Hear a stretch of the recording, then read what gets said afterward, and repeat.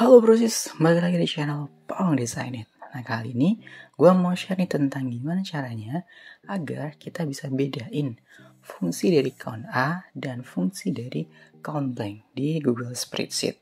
Hampir serupa dengan juga di Microsoft Excel, namun gue kali ini pakai tools Google Spreadsheet.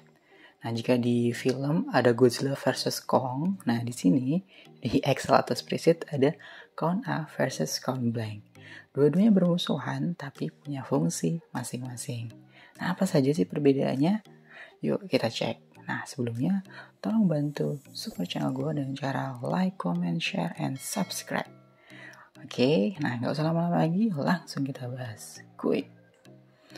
Nah, di sini gue udah punya data ya yang gue tunjukin di sheet count A. Jadi ada judulnya data, kemudian ada 5 baris, ada tanggal 8/12/08, kemudian tulisan tanggal, angka 22,4, true, dan hashtag div bio. Nah, di sini gue mau cari contohnya nih, mau cari nilainya count A nih. Ada berapa sih count A gitu kan. Nah, tapi gue jelasin dulu. Fungsi dari count A ini adalah untuk mendeteksi gitu kan. Biasanya untuk menemukan jumlah data yang tidak kosong.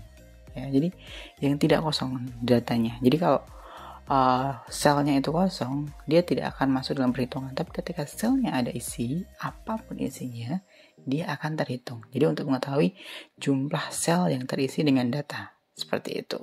Nah, contoh nih. Dari data ini ada berapa sih data yang kita punya, sel yang terisi? Di sini kita bisa ketik sama dengan count A, kemudian blok referensinya. Jadi blok referensi datanya. Jadi kalau gini, di sini gue pakai dari A2 sampai A6, jadi hasilnya adalah 5. Jadi kita punya 5 data yang tidak kosong. Gitu. Jadi ada 5 sel yang terisi. Nah, ada 5 ya.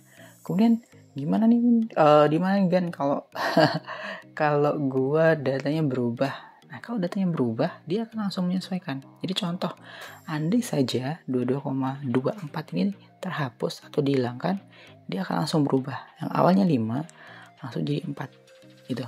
Jadi fungsinya ini akan update automatically sesuai dengan keadaannya kayak gitu. Jadi fungsi dari count A ini bisa digarisbawahi bahwa dia berfungsi untuk mendeteksi data yang tidak kosong. Jadi sel-sel yang tidak kosong dia akan mendeteksinya. Nah, gue Ctrl Z karena gue mau tunjukin contoh selanjutnya yaitu count blank. Nah, ini lawannya nih. Kalau tadi Godzilla, andai kata si count A Godzilla, si Kongnya itu count blank. Jadi dia berlawanan dengan count A. Fungsinya adalah mendeteksi sel yang kosong, gitu. Jadi kalau misalkan di sini gue punya misalkan data 1 dan data 2, gue data yang mau juga pakai referensi itu A2 sampai di B6. Jadi gue tinggal tulis count blank karena gue mau cari jumlah data ya atau sel yang kosong di referensi ini dari A2 sampai B6, maka tinggal di enter. Maka muncul angka 2. Nah, inilah fungsi count A ya. Jadi count A ini untuk mendeteksi jumlah sel yang kosong. Gimana kan kalau gue juga datanya gue ubah nih. Misalkan gue ubah dari 75-nya jadi kosong. Nah, dia akan langsung mendetek bahwa yang awalnya tadi ada 2 sel yang kosong karena terjadi update data, akhirnya ada 3 data yang kosong. Seperti itu. Jadi count A sama count blank ini berkebalikan ya untuk fungsi yang ada di Google Spreadsheet maupun Microsoft Excel. Nah, jadi seperti yang gue jelasin di awal bahwa ini berlaku di Microsoft Excel, di edisi apapun, dan juga di Google Spreadsheet. Nah, kayak gitu. Jadi fungsinya count A dan count blank sudah jelas ya. Nah, misalkan nih kan, andai kata referensi gue mau gue ubah nih, yang awalnya cuma dari A6 gue mau naikin sampai A8 gitu. Apakah nanti berpengaruh? Berpengaruh dong. Nah, karena yang dihitung di sini adalah selnya. Jadi kalau misalkan brosis yang awalnya dari A2 sampai A6, andai kata A2 sampai A6 tadi, kemudian brosis rubah referensinya dari A2 sampai A6 ke A2 sampai A8 pakai count A, maka hasilnya akan tetap 5. Loh, kenapa kok nggak berubah? Padahal referensinya berubah. Iya, karena jumlah referensi sel yang ditambahkan itu adalah sel yang tidak ada isinya, atau kosong. Nah, andai kata di A8 ini ada isinya, misalkan 7, dia akan berubah. Jadi pengubahan atau update referensi dan update isi dari sel sangat menentukan nilai dari count A maupun count blank, seperti itu. Nah, tadi ini contoh update referensi di count A nih. Nah, dia kata gue hapus nih, gak usah gue hapus.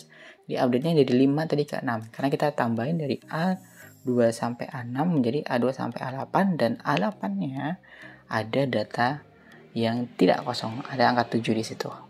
Nah, kemudian bagaimana dengan count blank Gan? Nah, kalau count blank begini, hampir sama dan sama. Jadi yang sangat membedakan itu adalah referensi dan nilai atau isi dari sel tersebut, brosis. Jadi misalkan tadi dari A2 sampai B6, nah misalkan brosis ganti, gue mau naikin nih dari A2 sampai B8, ada ganti nggak?